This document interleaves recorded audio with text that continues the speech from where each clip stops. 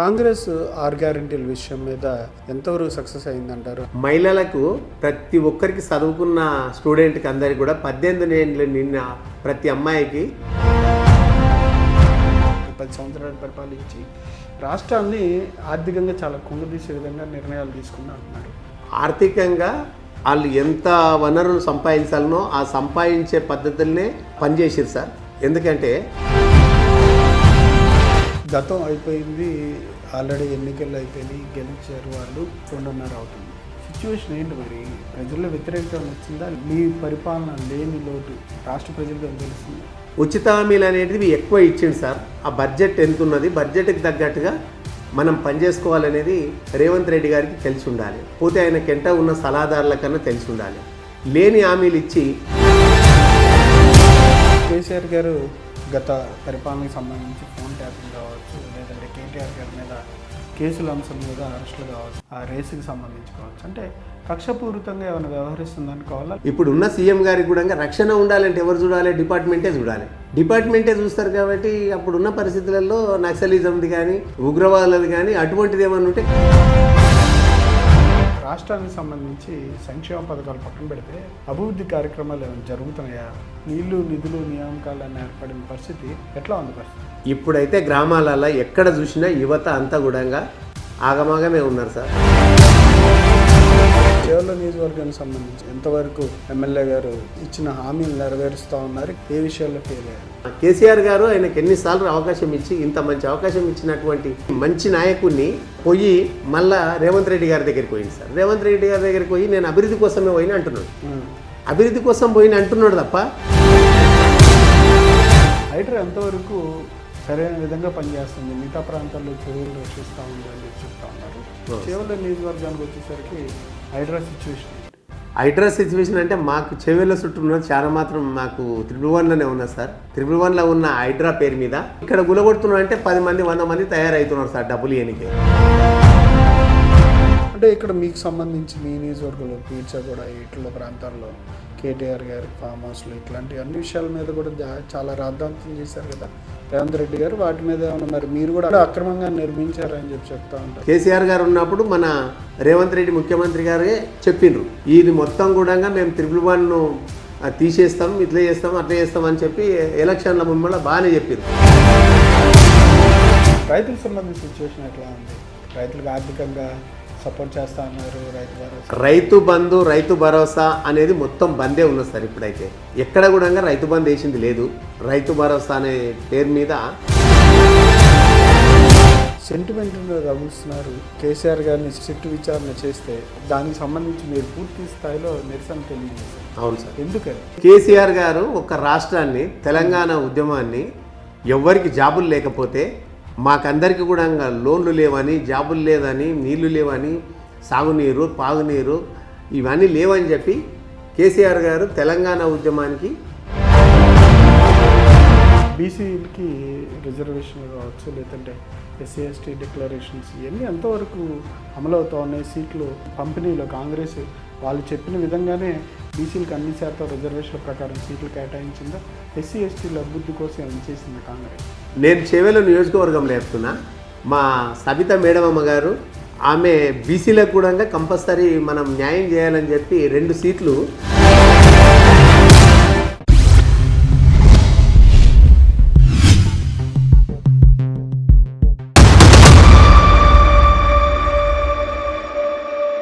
Welcome to ET digital media group. నేడు తెలంగాణ రాష్ట్రంలోని రంగారెడ్డి జిల్లా చేవెళ్ళ నియోజకవర్గానికి సంబంధించి బీఆర్ఎస్ పార్టీ సీనియర్ నాయకులు, బీఆర్ఎస్ పార్టీ చేవెళ్ళ నియోజకవర్గానికి మాజీ ఇన్ఛార్జిగా వ్యవహరించినటువంటి నాయకులు, ప్రస్తుతం ప్రతిపక్షంలో ఉన్న మొదలు పార్టీ కొరకు, పార్టీ విజయాల కొరకు, పార్టీని బలోపేతం చేయడానికి చేవెళ్ళ నియోజకవర్గంలో పూర్తి స్థాయిలో పనిచేస్తున్నటువంటి వ్యక్తి, ఉద్యమకారుడు దేశమల్ల ఆంజనేయులు గారితో వాళ్ళ ప్రత్యేక ముఖాముఖి. మున్సిపల్ ఎలక్షన్స్ నేపథ్యంలో చేవెళ్ళ నియోజకవర్గంలో కూడా మున్సిపాలిటీలు ఉన్నాయి. వాటిలో ఎంతవరకు బీఆర్ఎస్ కైవసం చేసుకుంటుంది, కాంగ్రెస్కి ఎంతవరకు పోటీ ఇవ్వగలుగుతుంది అనే విషయాలు ఇవాళ ఆయన అడిగి తెలుసుకుందాం. నమస్కారం సార్. నమస్కారం సార్. సార్ ఎట్లా ఉన్నారు? అంతా బాగానే సార్. మీరు బాగున్నారా సార్? నేను బాగున్నాను. మున్సిపల్ ఎలక్షన్స్ వచ్చేసాయి, ఆల్రెడీ మీరు ప్రచారం చేస్తున్నారు. ఎట్లా ఉంది, జనాలు ఎంతవరకు మీకు రెస్పాండ్ అవుతున్నారు బీఆర్ఎస్ పార్టీకి? జనాలలో చాలా బాగున్నది సార్. ఇప్పుడు జనాలలో పోతే కేసీఆర్ని ఎందుకు ఓడగొట్టుకున్నామా అనే ఆదేశంతోనే ఉన్నారు. ఇప్పుడైతే మేము ఎక్కడ పోయినా మంచి స్పందన ఉన్నది బాగానే. కేసీఆర్ గారు మళ్ళీ రావాలి అనేది ప్రతి ఒక్కరు కూడా చెప్పడం జరిగింది. అదేవిధంగా ఇప్పుడు గ్రామాలలో అభివృద్ధి పని ఎంత శూన్యమైంది అనేది జనాలే చెప్తున్నారు మాకన్నా ముందు. అంటే మీరు ప్రజల దగ్గరికి వెళ్తున్నప్పుడు ఇందుకు జనాలు చెప్తున్నారు అన్నారు, ఏ అంశాలు ఎక్కువగా వాళ్ళు కంప్లైంట్ చేస్తూ ఉన్నారు కాంగ్రెస్ గవర్నమెంట్ మీద? ఇంతకుముందు 24 గంటలు కరెంట్ ఉండే సార్. 24 గంటల కరెంట్ ఉన్నదాన్ని ఇప్పుడు కరెంటు సమస్య గంటకు 4 సార్లు 3 సార్లు పోతున్నదని చెప్తారు. అక్కడ జనాలే చెప్తారు. అదొకటి. ఇంకా కరెంటు సమస్య బాగా ఇబ్బంది అయింది. వాటర్ సమస్య కూడా కేసీఆర్ గారు ఏదైతే చేసిర్రో దాన్ని మెయింటెనెన్స్ చేయడం కూడా చేతనైతలేదు. వీళ్ళకి మెయింటెనెన్స్ చేయడం కూడా చేతనైతలేదు. ఎందుకంటే దానికి ఒక పద్ధతిగా ఇడవడం కానీ అక్కడికి వెళ్ళి రావడం కానీ అవన్నీ కూడా కొంచెం సరిగ్గా చూడకపోవడంతో గ్రామాలల్లో మళ్ళా కరెంట్ ఇబ్బంది కానీ నీళ్ళ ఇబ్బంది కానీ మళ్ళీ అటువంటి ఇబ్బందులు వస్తున్నాయి అనేది జనాలకు అర్థమవుతున్నది. కాంగ్రెస్ 6 గ్యారెంటీల విషయం మీద ఎంతవరకు సక్సెస్ అయిందంటారు? ఆ ఫలితాలు అంటే 6 గ్యారెంటీలు అమలు కావచ్చు, దానికి సంబంధించి మిగిలిపోయిన హామీల అంశంలో ప్రజల్లో ఏమైనా చర్చ జరుగుతుందా? 6 గ్యారెంటీలు చెప్పిర్రు. 6 గ్యారెంటీలలో ఒకటి మాత్రం నిజం సార్. ఒక్కటి ఏది నిజం అంటే బస్సుది ఒక్కటి చేసిండ్రు. ఇప్పుడు ఇంతకుముందున్న పద్ధతి ప్రకారం ఏమో ఇప్పుడు చేవెళ్ళకి వెళ్ళి మన హైదరాబాద్ రావాలంటే 30 రూపాయలు ఉండేది. ఇప్పుడు బస్సు ఫ్రీ బస్ అన్నట్టే కానీ దాన్ని 60 రూపాయలు చేశారు సార్. మగపిల్లలకు 60 రూపాయలు చేశారు. 60 రూపాయలు చేశారు. అంటే ఇక్కడ నుంచి పోయేది ఇప్పుడు ఈ జేబులకి వెళ్ళి తీసి పాకెట్లకి వెళ్ళి ఇచ్చే బాధ్యత జేబులకి వెళ్ళి ఇస్తున్నారు సార్. ఇప్పుడు ఆడపిల్లలు ఏమో పాకెట్లకి వెళ్ళి ఇస్తారు సార్. అది ఇప్పుడు మగపిల్లలు జేబులకి వెళ్ళి ఇస్తున్నారు. పెద్ద తేడా ఏం లేదు సార్. అంటే ఇది కూడా ఇంకా ఆడపిల్లలే చెప్తారు సార్, మేం కాదు చెప్పేది. సంఖ్య ఎట్లా ఉంది అంటే సంఖ్య పెంచారా తగ్గించారా? బస్సుల సంఖ్య ఏం పెంచారో కానీ ఆడపిల్లలు వస్తే అప్పట్లో గౌరవం ఉండేది సార్. గౌరవంతో అరే ఆడపిల్లలు వస్తున్నారా లేవుండరా అని మగపిల్లలు అని చెప్తుంది. ఇప్పుడు అట్లా లేదు. ఆడపిల్లలు ఏడు ఉన్నారంటే ఒక 1/2 కిలోమీటర్ దూరం పోయి ఆపుతున్నారు సార్. 1/2 కిలోమీటర్ దూరం పోయి ఆపుతున్నారు బండి, బస్సు. కానీ వాళ్ళు ఆ గౌరవం అనేది లేదు ఒకటి. రెండోది ఏంటంటే కూర్చున్నాక కూడా ఇంకా సీట్లు ఇస్తలేరు ఆడపిల్లలకి. సీట్లలో కూడా ఇబ్బంది అంటే వాళ్ళే చెప్తున్నారు, మాకు ఆ గౌరవం అనేది లేదు, ముందున్నప్పుడే మంచిగా ఉండే. అసలు ఇప్పుడు కూర్చుంటున్నాం అనే మాట కానీ బస్సు ఫ్రీ అన్న మాట కానీ బస్సులకు పోయినాక మోపిల్లలు పైసలు ఇస్తారు కాబట్టి మోపిల్లలు వస్తారు జరుగుండమ్మా అని మమ్మల్ని దొబ్బుతున్నారు అనే మాట వాళ్ళే చెప్తారు సార్. మొత్తం అదే విషయం విలేజ్లలో పోతే ఆ టాపిక్ నడుస్తున్నది సార్. బాగా టాపిక్ నడుస్తుంది. మేము ఎక్కడ పోయినా ఆ మాట చెప్తారు. మిగతా గ్యారంటీల అమలు విషయంలో మీరేమంటారు? కాంగ్రెస్ ఏ అంశాల్లో ఫెయిల్ అయింది మీకేమనిపిస్తుంది? మహిళలకు ప్రతి ఒక్కరికి చదువుకున్న స్టూడెంట్కి అందరికి కూడా 18 ఏళ్ళు నిన్న ప్రతి అమ్మాయికి స్కూటీ ఇస్తామని చెప్పారు సార్. ఎక్కడన్నా ఒక్క స్కూటీ ఇచ్చినరా సార్? ఎక్కడ కూడా ఒక స్కూటీ ఇవ్వలేదు. స్కూటీ ఇస్తా ఉన్నారు అన్నారు సార్. హామీలలో ఉన్నది సార్, అది కూడా ఉన్నది. ఆ గ్యారంటీలలో అది కూడా ఉన్నది. కానీ ఎక్కడ కూడా స్కూటీ ఇవ్వలే. ప్రతి మహిళకు 18 ఏళ్ళు నిన్న ప్రతి మహిళకు 2,500 రూపాయలు మీకు వేతనంగా ఇస్తామని చెప్పింది సార్. అది ఎక్కడ కూడా ఎవరికి కూడా ఇవ్వలే. ఇప్పుడు కేసీఆర్ గారు 2,016 ఇస్తున్నాడు, నేను 4,016 పింఛన్ ఇస్తానని చెప్పింది సార్. అది ఎక్కడ కూడా ఒక్కరికి కూడా ఇవ్వలేదు సార్. ఆ ఇయ్యని వాళ్ళందరినీ మాకేయమంటున్నాం సార్. ఓట్ల అధికంలో ఆ ఇయ్యని వాళ్ళందరూ అంటే కేసీఆర్ ఇచ్చిన వాళ్ళే మాకేయండి. కేసీఆర్ ఎవరికైతే 2,016 ఇస్తున్నాడో వాళ్ళు మాకేయండి. 3,016 ఎవరికైతే వికలాంగులకు ఇస్తున్నాడో వాళ్ళు మాకేయండి. రేవంత్ రెడ్డి గారు చెప్పింది ఏదైతున్నదో ఆయన 4,016 ఇస్తున్నాడు కదా, 4,016 ఇచ్చిన వాళ్ళందరూ వాళ్ళకి వేయండి. 4,016 రేవంత్ రెడ్డి ఎవరికి ఇస్తే వాళ్ళకి వేయండి, మేము తప్పంటలేము అని చెప్తున్నాం సార్. మా ప్రచారం అయితే ఇట్లున్నది సార్. ఎట్లా ఉంది కానీ ఈ విధంగా వాళ్ళు పథకాలు అమలు చేయలేకపోవడానికి రాష్ట్ర ఆర్థిక పరిస్థితి కారణం. ఆ విధంగా చేసి వెళ్ళింది బీఆర్ఎస్ పార్టీ ప్రభుత్వం అని చెప్పి 10 సంవత్సరాలు పరిపాలించి రాష్ట్రాన్ని ఆర్థికంగా చాలా కుంగదీసే విధంగా నిర్ణయాలు తీసుకుంది అంటున్నారు. మరి దీనికి మీ సమాధానం ఏంటి? ఆర్థికంగా వాళ్ళు ఎంత వనరులు సంపాదించాలనో ఆ సంపాదించే పద్ధతులనే పనిచేసారు సార్. ఎందుకంటే కాళేశ్వరం ప్రాజెక్టు కట్టిండు. ఆ కాళేశ్వరం ఒక్కటే కాకుండా మంచి మంచి ఎన్నో ప్రాజెక్టులు కట్టిండు. మిషన్ కాకతీయ పెట్టిండు, మిషన్ భగీరథ పెట్టాడు. మిషన్ భగీరథకు మరి అది కూడా మంచి పనులు చేసింది కూడా చెప్పాలి కదా సార్. ఎండాకాలం వచ్చిందంటే విలేజ్లలో నీళ్లు లేక కల్లోలంగా కొట్లాటలు అయ్యి ప్రతి గ్రామంలో కూడా అదే కొట్లాటలు ఉంటుండే సార్. ఆ కొట్లాటలతోనే సర్పంచ్లందరూ కూడా మేముండమంటే మేముండే స్థాయికి వచ్చినది అప్పట్లో. ఇక మేము ఎప్పుడు కూడా మంచిగా అవుతుందని అనుకోలేదు సార్. నీళ్ళ సమస్య ప్రతి విలేజ్లో కూర్చున్నతాన్ని ఇంటి దగ్గర నీళ్ళు నల్ల, ప్రతి ఇంటికి నల్ల ఇచ్చిన దాకా నేను ఓటు అడగనన్న ఏకైక వ్యక్తి కేసీఆర్ గారు సార్. కానీ గతం అయిపోయింది, ఆల్రెడీ ఎన్నికలు అయిపోయినాయి, గెలిచారు వాళ్ళు. 2 సంవత్సరాలు కూడా దగ్గరగా రేపు 2.5 అవుతుంది. 2.5 అవుతుంది. సిచ్యువేషన్ ఏంటి మరి? ప్రజల్లో వ్యతిరేకత వచ్చిందా, లేదంటే మీ పరిపాలన లేని లోటు రాష్ట్ర ప్రజలకు ఏమైనా తెలుస్తుందా? ఉచిత హామీలు అనేటివి ఎక్కువ ఇచ్చిండు సార్. ఆ బడ్జెట్ ఎంత ఉన్నది, బడ్జెట్కి తగ్గట్టుగా మనం పనిచేసుకోవాలనేది రేవంత్ రెడ్డి గారికి తెలిసి ఉండాలి. పోతే ఆయనకెంట ఉన్న సలహాదారుల కన్నా తెలిసి ఉండాలి. లేని హామీలు ఇచ్చి మన రాష్ట్రాన్ని మరింత అపలపాలు చేసేటట్టుగా తయారైతే తప్ప ఈ ఉచిత హామీలు అనేది బంద్ చేసుకోవాలి. ఇంతగానం అంటే మనకు ఎంతవరకు బడ్జెట్ రావాలనో ఆ బడ్జెట్లోనే సరిపోయేటట్టేమో కేసీఆర్ గారు చెప్పిండు. ఈయననేమో ఎక్స్ట్రా చెప్పిండు. ఇప్పుడు ఉన్న జీతాలకు ఇయనికనే ఆర్థికంగా పరిస్థితి అంతే ఉంటుంది సార్. ఆ లేని బడ్జెట్ని తెచ్చి మనం చేయాలంటే ఇంకా అప్పులలో అవుతాం. ఇప్పుడు ఈయన చేయని హామీలు, ఉచిత హామీలు చేయకుండా మేము వద్దంటలేదు సార్. కానీ ప్రతి విలేజ్కి నేను పరిశ్రమ తెస్తా, మీకు ఒక పని చెప్తా, ఒక మండల హెడ్ క్వార్టర్లో కనీసం 2,000 మందికి పని చెప్తా అని చెప్పు, అది తప్పలేదు. కానీ ఉచితంగా కూర్చుని డబ్బులు ఇస్తానడం తప్పుగా సార్. అది కూర్చుని డబ్బులు ఇస్తానడం తప్పు. నీకు ఏదో ఒక పని చేసి డబ్బులు ఇప్పిస్తామని చెప్పు, తప్పేం లేదు. నీకు మండల్కు మేము ఏదో విధంగా ఒక పరిశ్రమ పెడతామని చెప్పు. లేదు, వ్యవసాయ క్షేత్రాన్ని బాగా చేసి మీకు ఒక పని చెప్తామని చెప్పు, అది చాలా బాగుంటుంది. కానీ అది చెప్పకుండా ఇది చెప్పకుండా కూర్చుని డబ్బులు ఇస్తానడం ఎంతవరకు కరెక్ట్ సార్? అంటే నువ్వు చేతగానులకు పింఛన్ డబ్బులు ఇస్తున్నావు అంటే అది వేరు. కానీ మహిళలకు అందరికి కూడా నేను 2,500 ఇస్తానని చెప్పింది సార్. ఇవ్వట్లేదు కదా? ఇవ్వట్లేదు. అది ఏడికెళ్ళి సాధ్యమవుతుంది సార్? అది కాదు, ఉట్టి మాటలు అనేది మేము అంటున్నాం సార్.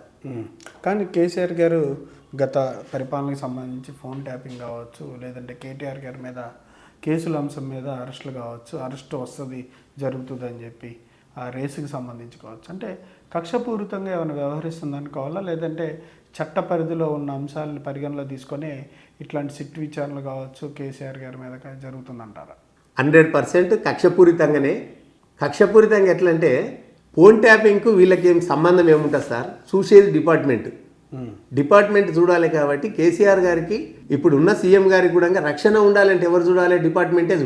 డిపార్ట్మెంటే చూస్తారు. కాబట్టి అప్పుడున్న పరిస్థితులలో నక్సలిజంది కానీ ఉగ్రవాదులది కానీ అటువంటిది ఏమన్నా ఉంటే కంపల్సరీ ఫోన్ ట్యాంపరింగ్ చేస్తారు సార్. అది ఎవరైనా వీళ్ళకున్నా చేస్తారు, వాళ్ళకున్నా చేస్తారు. ఆ చేసేదాన్ని గవర్నమెంట్ చూసుకుంటుంది. కానీ వీళ్ళ మీద పెట్టి దాన్ని ఏదో టైంపాస్కు మళ్ళీ ఏదో కాంట్రాక్టులలో కొన్ని డబ్బుల విషయంలో కోమటిరెడ్డి వెంకటరెడ్డి గారు కానీ ఇంకక్కడ సీతాకళ్ళు కానీ మన బొగ్గు గనులలో కానీ దాంట్లో కాంట్రాక్ట్ టెండర్లలో హరీష్ అన్న గారు కరెక్ట్గా ఇంత డబ్బులు దాన్ని ఫ్రాడ్ చేస్తున్నారు మీరు అనే మాట అడిగిండు. ఆయన అడగడంతో దాన్ని ఎంబడే దీన్ని ఎట్లయితే మార్పిస్తామనే ఉద్దేశంతో ఇన్ని రోజులు ఒకసారి అన్నారు, ఊపుకుంటారు. మళ్ళీ ఏదన్నా ఒకటి తీసినప్పుడే ఫోన్ ట్యాంపరింగ్ వస్తుంది. ఏదో ఒక విషయం తీసినప్పుడే ఫోన్ ట్యాంపరింగ్ వస్తుంది, అంతకుముందు రాదు. ఈ విచారణ చేసేది ఏదో ఒకటేసారి చేసి ఒకటేసారి ఉడగొడితే అది పని అయిపోతుంది కదా సార్. కానీ మళ్ళీ ఏదన్నా వీళ్ళు వాళ్ళ భాగవతాలు బయట పెట్టే విషయాలు ఏమొచ్చినా కూడా మళ్ళీ ఫోన్ ట్యాంపరింగ్ వస్తుంది, అంతకుముందు రాదు. ఫోన్ ట్యాంపరింగ్ అనేది ఒక కట్టుకథ. ఆ కట్టుకథల్ని ఏదో టైంపాస్ చేయడం తప్ప, పేపర్లల్లో టీవీలలో రానికే తిప్పడం తప్ప అది వేరేది ఏముండదు. దాంతో విచారణ చేస్తే ఏం వెళ్ళలేదు.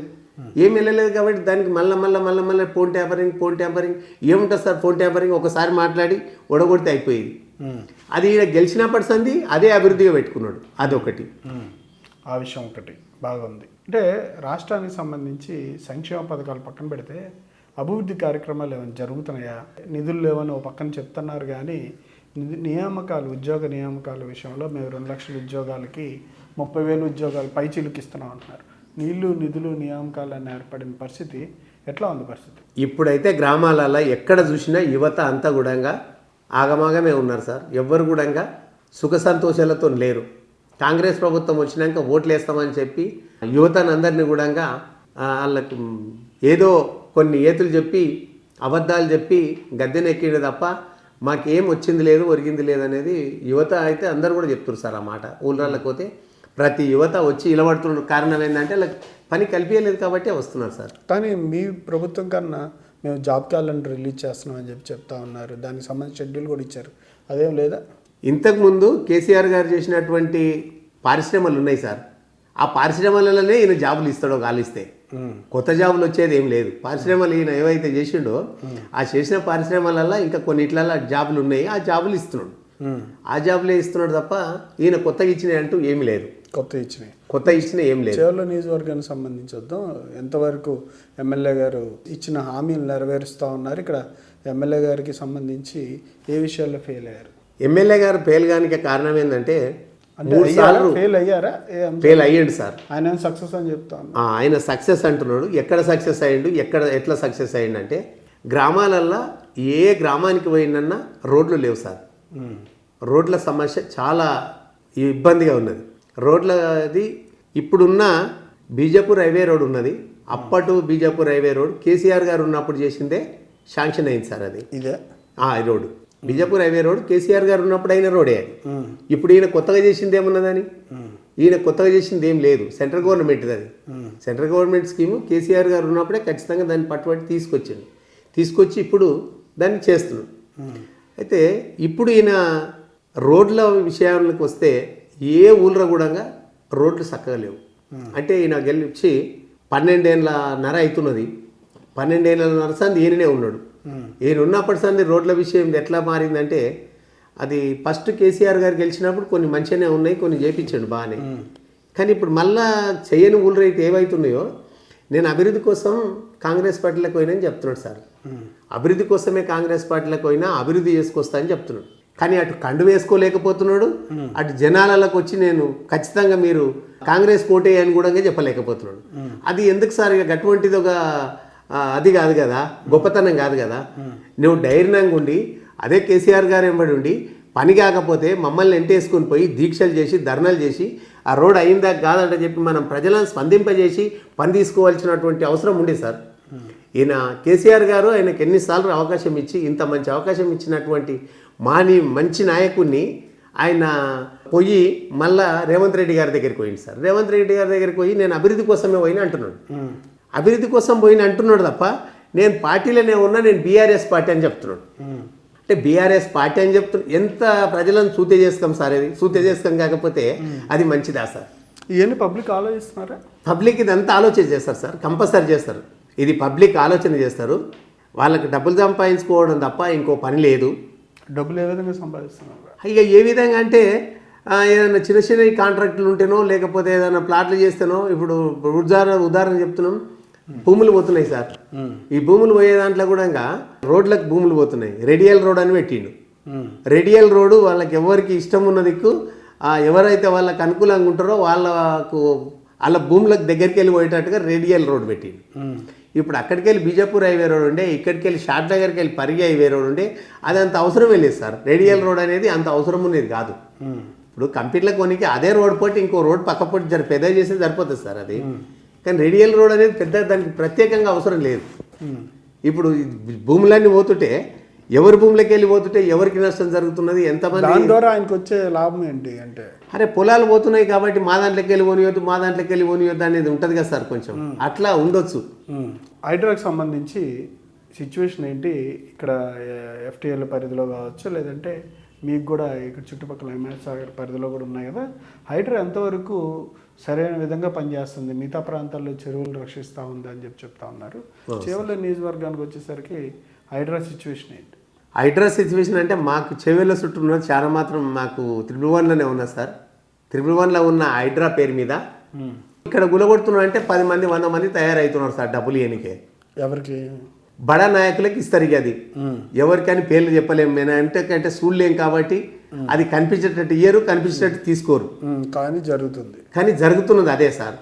ఇచ్చే నాయకులే చెప్తున్నారు మాకు. డబ్బులు ఇచ్చే నాయకులే ఒక్క దగ్గర కూలగొడితే 100 మందిని డబ్బులు ఇవ్వాల్సి వస్తున్నది భయ్, ఏం పాలన ఇది అని చెప్తారు. అంటే హైడ్రా చర్యలు తీసుకుంటుందా అసలు? అట్లాంటి పై వరకే ప్రచారం? అది పై వరకే పరిమితం సార్. హిమేష్ సాగర్ గండిపేట హిమేష్ సాగర్ చుట్టుముట్టున్న పొలాలు ఇంతకుముందు కేసీఆర్ గారు ఉన్నప్పుడు ఎన్ని ఉన్నాయి, ఇప్పుడు కొత్తగా వచ్చినాక ఎన్ని కట్టిన అనేది మీరు ఒక్కసారి ఎంక్వైరీ చేయండి. నేను వీడియోలు తీపించినవన్నీ అవన్నీ కూడా ఇంకా పెడతాం, పెట్టే టైంలో పెడతాం. దానికి టైం వస్తుంది. ఇప్పుడు మాకు ఈ ఎలక్షన్లు ఉన్నాయి కాబట్టి దాన్ని ఏమంటలేము. చెరువు చుట్టూ కొత్తగా కట్టి కనీసం చాలా పెద్ద పెద్దవి కట్టిరు సార్. కమర్షియల్ కాంప్లెక్స్లు కట్టిరు దాంట్లోనే, హోటళ్ళు కట్టిరు దాంట్లోనే, ఫంక్షన్ హాల్ కట్టిరు దాంట్లోనే, చెరువులోనే కట్టిరు. మరి హైడ్రాకు రంగనాథ్ సార్ గారు చాలా బాగా చేస్తున్నారని అందరూ అంటారు, పూలదండలు వేస్తున్నారు. కానీ మరి ఇది హిమేష్ సాగర్ గండిపేట కనిపిస్తలేదా? దాంట్లోనే నీళ్ళన్నీ కలుషితం అవుతున్నాయి. ఇప్పుడు వీళ్ళు మొత్తం క్లబ్బులు కూడా అందులోనే నడుస్తున్నాయి. మరి అవన్నీ హైడ్రాకి కనిపిస్తలేవా? హైడ్రా ఇటువంటివి కూడా చేస్తే నిజంగానే చేస్తున్నది అని అనుకుంటున్నాం కదా సార్. హైదరాబాద్ నగరానికి 2 కండ్ల లాంటి చెరువులు, 2 జీవనదులు లాంటివి. మనకి ఇటువంటి నిజంగానే చేస్తున్నాడంటే అరే వాస్తవంగా చేస్తున్నాడని మేము కూడా అనుకుంటున్నాం. దాని చుట్టూ అట్లాగే పక్కన పెట్టి హైడ్రా పేరు మీద మళ్ళీ ఎప్పుడో ఒకసారి ఇట్లా మీడియా ద్వారా వచ్చినప్పుడు చేస్తున్నామని చెప్పి మళ్ళీ కదలిక చేస్తారు. మళ్ళీ కొన్ని డబ్బులు ఇవ్వగానే అందరూ అట్లే ఊకుంటారు సార్, మళ్ళీ ఎక్కువ కడుతున్నారు. ఇప్పుడు వీళ్ళు వచ్చినాక కట్టినవి ఎక్కువనాయి సార్. దాని మీద ఏం చర్యలు తీసుకోలేదు? దాని మీద ఏం చర్య తీసుకోలేదు సార్. అంటే ఇక్కడ మీకు సంబంధించి మీ నియోజకవర్గంలో మీర్చాగూడ ఇట్ల ప్రాంతాల్లో కేటీఆర్ గారి ఫామ్ హౌస్లు ఇట్లాంటి అన్ని విషయాల మీద కూడా చాలా రాద్ధాంతం చేశారు కదా రేవంత్ రెడ్డి గారు. వాటి మీద ఏమన్నా మరి మీరు కూడా చేసిండు, మీరు కూడా అక్రమంగా నిర్మించారని చెప్పి చెప్తా ఉంటారు. అవును సార్. ఇప్పుడు కేసీఆర్ గారు ఉన్నప్పుడు మన రేవంత్ రెడ్డి ముఖ్యమంత్రి గారే చెప్పిండ్రు, ఇది మొత్తం కూడా మేము 111 తీసేస్తాం, ఇట్లా చేస్తాం అట్లా చేస్తాం అని చెప్పి ఎలక్షన్ల ముందు బాగానే చెప్పారు. కానీ ఇప్పుడు దాన్ని ఊసలేదు, పాసలేదు, ఎక్కడ కూడా దాన్ని మాట ఎత్తడం లేదు సార్. 111 గురించి కేసీఆర్ గారు స్పష్టంగా 111 మేము తీసేస్తామని చెప్పి ఆయన సెంట్రల్ గవర్నమెంట్కు బిల్లు పాస్ చేసి పంపించండి సార్. బిల్లు పాస్ చేసి పంపించండు, కంపల్సరీ ఆయన ఉంటే అవుతుండే కూడా ఇది. 111 తీసేస్తే ఏంటంటే కొద్దిగా గొప్ప పిల్లలు ఉన్న వాళ్ళు కొంతమంది కొన్ని గుంటల భూమి అమ్ముకుంటే కానీ వాళ్ళకు ఎవరైనా కొనేటోళ్ళు వస్తుంటే, అమ్మేటోళ్ళు వస్తుంటే, తీసుకుంటోళ్ళు వస్తుంటే కొద్దిగా అభివృద్ధి అనేది అవుతుండే సార్. ఇక్కడ ఇండ్లు కూడా అయితే హైదరాబాద్కు దగ్గరలో ఉన్నది కాబట్టి ఇండ్లు కట్టుకొని కూడా పర్మిషన్లు వస్తుండే 111 తీసేస్తే. ఆ 111 తీసేసే ముచ్చట ఎక్కడ కూడా లేదు సార్. ఆ మాటనే ఎత్తుతలేడు. ఇప్పుడు కేసీఆర్ గారు ఉన్నప్పుడు తీసేస్తామని చెప్పడం జరిగింది, తీర్మానం కూడా చేయడం జరిగింది. కానీ ఆంక్షలు సడలించినట్టున్నారు అంతే కదా కేసీఆర్ గారు? ఆంక్షలు సడలించిండ్రు, బాగానే అది చేసినారు సార్. సడలించిన దాన్ని మళ్ళీ వీళ్ళు కూడా ఇంకా కొంచెం దాన్ని ప్రోత్సహించి చేస్తేనే కదా. ఇప్పుడు 111 ఎక్కడ కట్టిన నేను కూలగొడతా అని గట్టిగా చెప్తున్నప్పుడు ఇంకెవరు సార్ ముందరికి వచ్చేటోడు?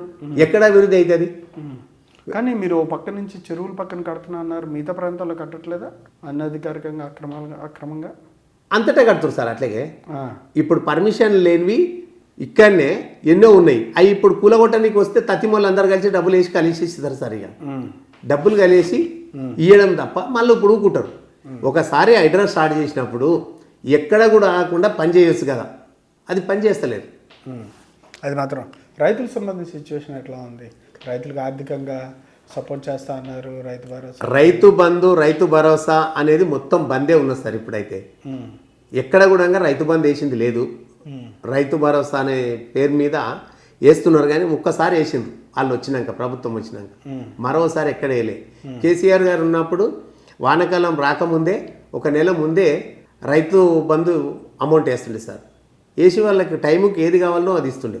ఎరువుల కోసం ఇప్పుడు మనం పోయినసారి చూసినాం సార్, లైన్లల్లో మగపిల్లలు ఆడపిల్లలు 2 సంచులు కావాలంటే ఇద్దరు ఇలా పడ్డారు సార్ లైన్లో. అంటే ఒక్కొక్క సంచి ఇస్తే దానికి 2 సంచులు కావాలి, 3 సంచులు కావాలంటే ఇద్దరు ఇలా పడ్డారు సార్. ఆడపిల్లలు పాలు ఇచ్చుకుంటా ఎండల వాటిక చెప్పులు లైన్లో పెట్టి యూరియా కోసం కొట్లాడారు సార్. అది ఎంత దౌర్భాగ్యం సార్. ఒక రైతులకు కనీసం మనం ఆదుకుంటామని చెప్పి యూరియా కూడా ఇవ్వకపోతే అది ఎంత ఘోరం ఉంటుంది సార్. అది ఎంతవరకు కరెక్ట్? ఇటువంటి పాలనకు మళ్ళీ ఒకసారి ఓట్లు వేయాలని రైతులు ఎట్లా అనుకుంటారు సార్? రైతులకు గోస పెడుతున్నప్పుడు ఈ రైతులందరూ మా వైపు ఉన్నారు సార్. రైతులందరూ కూడా కంపల్సరీ బీఆర్ఎస్ ప్రభుత్వాన్ని మళ్ళీ గెలిపిస్తే మనకి యూరియా కొరత ఉండదు, రైతు బంధు కొరత ఉండదు. రైతు ఎవరైనా చచ్చిపోయారంటే కేసీఆర్ గారు ఆ పీన్గా ఇంటికాడ ఉండగానే డబ్బులు వస్తుండే సార్. డబ్బులు వచ్చి వాళ్ళకి 5 లక్షలు ఇన్సూరెన్స్ వస్తుండే సార్. ఇన్సూరెన్స్ డబ్బులు అని ప్రతి ఒక్కరికి ఇన్సూరెన్స్ వస్తుండే. రైతుకి ఏమైనా చచ్చిపోయిందంటే కంపల్సరీ ఆపద్బాంధవం లేక కేసీఆర్ గారు వచ్చి ఆ కేసీఆర్ ఇన్సూరెన్స్ అనేది ఇస్తుండే సార్. అట్లాంటిది అది లేదు. ఇన్పుట్ సబ్సిడీ కానీ ఇన్సూరెన్స్ ఫెసిలిటీ లేదు సార్, ఇప్పుడు ఏం లేదు. ఏమేం చచ్చిపోయినాక కొన్ని రోజులకు కూడా ఇప్పుడు అదేం వస్తలేదు. ఇప్పుడు అదేం వస్తలేదు. ఎవరికి కూడా గీళ్ళకొక్కరికి వచ్చింది అనండి సార్. లేదు. అధికారంలో ఉన్నప్పుడు ఓకే, ఇప్పుడు మీకు అధికారం లేదు, సెంటిమెంట్ను రగులుస్తున్నారు.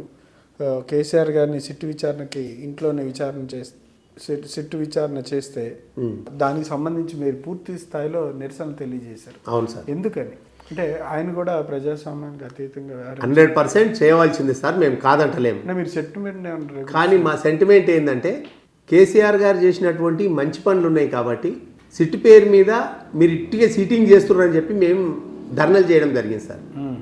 సిట్ పేరు మీద సీటింగ్ చేస్తున్నారు, చీటింగ్ నిజంగా సీట్ చేసుకోం కాదు ఇది. అయితే చేసిండ్రు, ఏమిటి కోసం చేసారు? అది హోంశాఖ చేయవలసిన బాధ్యత సార్. హోంశాఖ ఏం చేయాలి, వీళ్ళు ఏం చేసిండ్రు అనేది ఇప్పుడు ఈయన ముఖ్యమంత్రి ఉన్నప్పుడు వీళ్ళు చేయవలసిన పని సిట్ చేయవలసింది చేసింది సార్. వాళ్ళు చేసింది వాళ్ళకే ఎరుకుంటుంది కానీ సార్కి ఏం ఎరుకుంటుంది, కేసీఆర్కి ఏం ఎరుకుంటుంది? అది కాదు నేను అనేది సిట్టు విచారణకు సంబంధించి విచారణ పిలిచినప్పుడు లేదా విచారణకి ఇంటి దగ్గర ఆదేశాలు సిట్టు నోటీసులు ఇచ్చినప్పుడు బీఆర్ఎస్ పార్టీ నిరసనలు పూర్తి స్థాయిలో ఎందుకు తెలియజేసింది?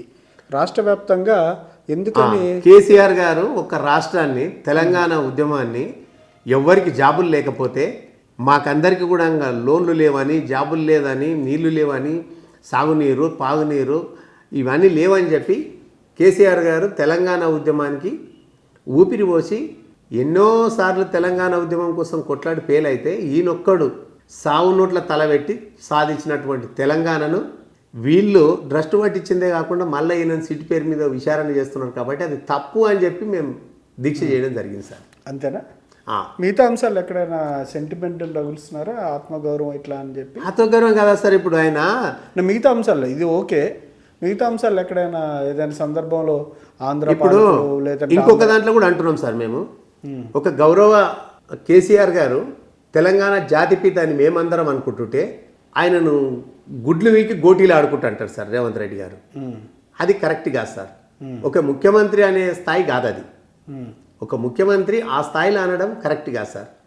అయితే నువ్వు ఏదైనా ఉంటే మాట్లాడు, ఒక అభివృద్ధి మీద మాట్లాడు, నువ్వు అభివృద్ధి మీద చెయ్యి, నువ్వు ఇది చేసినావు నేను ఇది చేసినా అని చెప్పి నువ్వు ఇంకొక అభివృద్ధి చేయి. ఇప్పుడు ఈయన కాళేశ్వరం కట్టిండు, నువ్వు ఇంకా అంతకన్నా పెద్ద ప్రాజెక్టు కట్టి ఇగో నేను ఇది చేస్తున్నా దీనికి నాకు సహకరించుంటాను, వీళ్ళు సహకరించకపోతే నువ్వేమన్నాను?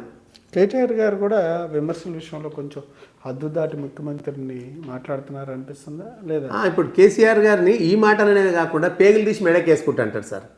అది కరెక్ట్ కాదు కదా సార్. అవును, రాజకీయాలు ఉన్నప్పుడు ఒక సీఎం హోదాలో ఉన్నప్పుడు నేను పేగులు తీసి మెడకేసుకుంటా, గుడ్లు వీక్ గోటీలు ఆడుకుంటా, బట్టలు ఊడదీస్తా, బట్టలు ఊడదీయనికి ఈయనున్నాడు సార్, ఆయన ఇచ్చుకుంటాడు కట్టుకుంటాడు. ఇటువంటి ఆ మాటలు మాట్లాడదు కదా సార్. అంటే స్థాయికి మించిన మాటలని నేను అనుకుంటున్నాను సార్. అది కరెక్ట్ కాదు. ఉద్యమకారులకి ఇప్పుడైనా కనీసం బీఆర్ఎస్ పార్టీ గుర్తిస్తుందా? ఏంటి ఈ పార్టీ అధికారంలో లేదు, అందరు నాయకులు చేరదీస్తుంది, మీ వరకు చేవెళ్ళ నియోజకవర్గానికి మీ బాధ్యతలు ఏంటి, ఇప్పుడు ప్రస్తుతం ఏమేమి నిర్వహిస్తున్నారు, ఉద్యోగాలకు ఎంతవరకు గుర్తింపు ఉంది? మాకైతే మంచిగానే ప్రిఫరెన్స్ ఉన్నది సార్. మేము మేడం గారు సబితా మేడం గారు వెంబడి ఉంటున్నాము. మాకు మేడం గారు సహకారం ఉంటుంది ఎప్పుడు. మేడం గారు అండతోని మేము ఎక్కడినైనా పోగలుగుతాం. మాకు నెక్స్ట్ కూడా కంపల్సరీ ఏది ఉన్నా ఆంజనేయులు ఉంటాడని చెప్పి మేడం గారు చెప్పడం జరుగుతున్నది. కేటీఆర్ గారు, కేసీఆర్ గారు, హరీష్ రావు గారు అందరూ కూడా మాకు సహకరిస్తున్నారు. మా గౌరవం ఎక్కడ ఉండాలనో అక్కడనే మంచిగానే మా స్థాయికి తగ్గట్టు గౌరవం మాకు ఉంటున్నది సార్. ఉద్యమకారులు అందరూ కూడా ఇప్పుడు ఈ అదును చూసే ఎవరికైతే అన్యాయం జరిగిందో అన్యాయం జరిగిన వాళ్ళని అందరినీ కూడా విచారిస్తున్నారు. విచారించి వాళ్ళకి మళ్ళీ న్యాయం జరిగేటట్టుగా కంపల్సరీ చేస్తారు. చేసి ముందు ఎవరెవరికైతే ఉద్యమాలలో అన్యాయం జరిగిందో వాళ్ళందరినీ కూడా తీసుకొచ్చి వాళ్ళకి ఎక్కడి స్థాయిలో వాళ్ళ స్థాయికి తగ్గట్టుగా న్యాయం చేసే విధంగా కంపల్సరీ ప్రయత్నం చేస్తారు సార్. ఇప్పుడైతే బీసీలకి రిజర్వేషన్లు కావచ్చు, లేదంటే ఎస్సీ ఎస్టీ డిక్లరేషన్స్ ఇవన్నీ ఎంతవరకు అమలు అవుతా ఉన్నాయి? సీట్లు పంపిణీలో కాంగ్రెస్ వాళ్ళు చెప్పిన విధంగానే బీసీలకు అన్ని శాతం రిజర్వేషన్ల ప్రకారం సీట్లు కేటాయించిందా? ఎస్సీ ఎస్టీల అభివృద్ధి కోసం ఏమైనా చేసిందా కాంగ్రెస్? నేను చేవెళ్ళ నియోజకవర్గంలో చెప్తున్నా, మా సబిత మేడమమ్మ గారు ఆమె బీసీలకు కూడా కంపల్సరీ మనం న్యాయం చేయాలని చెప్పి 2 సీట్లు జర్నాల్లో ఉన్నా కూడా బీసీలకే ఇచ్చింది సార్. ఆమె అయితే ఆ రెడ్డిలు చాలామంది పోటీ పడ్డారు. పోటీ పడ్డప్పటికి కూడా ఎందుకు మనము బీసీలకు కూడా కొంత ఇవ్వాలి, అలా వాట ప్రకారం వాళ్ళకి ఇవ్వాలని చెప్పి జర్నల్లో కూడా బీసీలకు ఇవ్వడం జరిగింది సార్. 2 తొగలుతాను ఇప్పుడు ప్రస్తుతం ఉన్న జర్నల్ సీట్లలో కూడా బీసీలకే ఇచ్చింది సార్. ఆ న్యాయం బీఆర్ఎస్ చేస్తున్నది, కానీ కాంగ్రెస్ అక్కడ ఇచ్చింది ఎక్కడ కూడా లేదు సార్. అట్లా కంపల్సరీ బీసీలకు న్యాయం చేసేటట్టుగా మేము చేస్తున్నాం తప్ప వాళ్ళది ఏంటంటే దీన్ని టైంపాస్ చేసుకుంటూ పోనీకనే చేసిండు తప్ప నిజంగానే బీసీల మీద ప్రేమ ఉండి కాదు. బీసీ బిల్లు పెట్టి నిజంగానే కొట్లాడి చేపించేటట్టుంటే సెంట్రల్ గవర్నమెంట్కి బిల్లు పాస్ చేసి దానికోసం ధర్నా చేయమని మేము కూడా మద్దతు ఇస్తాం. మా పార్టీ పద్ధతిలో కూడా కేసీఆర్ గారు, కేటీఆర్ గారు అందరు చెప్పారు కదా, మేము కూడా ధర్నాకు వస్తాం. మీరు ధర్నా చేయండి, బీసీ బిల్లు ఎందుకు ఎడతలేరు అని చెప్పండి, 42% బిల్లు పెట్టమానండి, పెడితే దానికి మేము అందరం కూడా మద్దతు ఉంటాం. కానీ బీసీ బిల్లు పెట్టకుండా దానికోసం టైం పాస్ చేసుకుంటా చూసినందుకు ఇక్కడ రాసి ఇచ్చినామని చెప్పి దానికోసం ఎక్కడ కూడా మళ్ళీ మాట మాట్లాడలేదు. బీసీ బిల్లు మాట వరకు కన్నా నిజంగానే చేతామని చేసిర్రా. ఎస్సీ ఎస్టీ డిక్లరేషన్ వాటి గురించి మీ చివరిలోనే ప్రకటించారు కదా. అవును, కాంగ్రెస్ అధినాయకత్వం. అవును, అదేమన్నా ఇంప్లిమెంటేషన్ ఉందా? ఏం లేదు సార్, అది మాట వరకే ఉన్నది తప్ప దాని ఇంప్లిమెంటేషన్ అయితే డిక్లరేషన్ చెప్తాం వరకే ఉంటుంది తప్ప పని అయితే ఏం లేదు. అధికారంలో ఉన్న ప్రభుత్వానికి స్థానిక ఎన్నికలు ఎక్కువ మొగ్గు చూపుతారు ప్రజలు అంటారు. మరి వాళ్ళని కాదని మీకే ఎందుకు ఓటేయాలి? ఇప్పుడు మేము పోతే జనాలు అందరూ కూడా మాకు కూడా మద్దతు ఉంటున్నారు తప్ప అధికార పార్టీ అని చెప్పి అధికార పార్టీ అంటే పోకపోవడానికి కారణం ఏంటంటే రేవంత్ రెడ్డి గారు చేసినటువంటి ఉచిత హామీలు కాలేదు ఒకటి. రెండేది ఏంటంటే సీఎం గారిని మాటికి ముందు విమర్శించడము, ఆయనకు ఇంకా వేరే అభివృద్ధి పని ఏమైనా ఉన్నదా అంటే కేసీఆర్ గారిని తిట్టడమే ఉన్నది. దాన్ని చూసి కూడా జనాలు బాగా రిస్క్ ఉండి మాయంబడి వస్తున్నారు సార్. అసెంబ్లీకి కేసీఆర్ గారు రాకపోవడాన్ని చర్చ జరుగుతుందా? బాగలేక రాలేకపోయిండు. ఆయన టైం ఉన్నప్పుడు కంపల్సరీ వస్తాడు, ఆ టైం ప్రకారం కంపల్సరీ ఆయన రావాల్సిన టైంలో వస్తాడు, చెప్పవలసినవి చెప్తాడు. ఇప్పుడు ఆయన ఆరోగ్యం బాగాలేదు కాబట్టి రాలేకపోయింది. చేవెళ్ళ నియోజకవర్గంలో మేడం గారు సత్యేంద్రారెడ్డి గారు ఏ విధంగా పనిచేస్తున్నారు? కార్యకర్తలకు కావచ్చు ఎంతవరకు అండగా ఉంటున్నారు?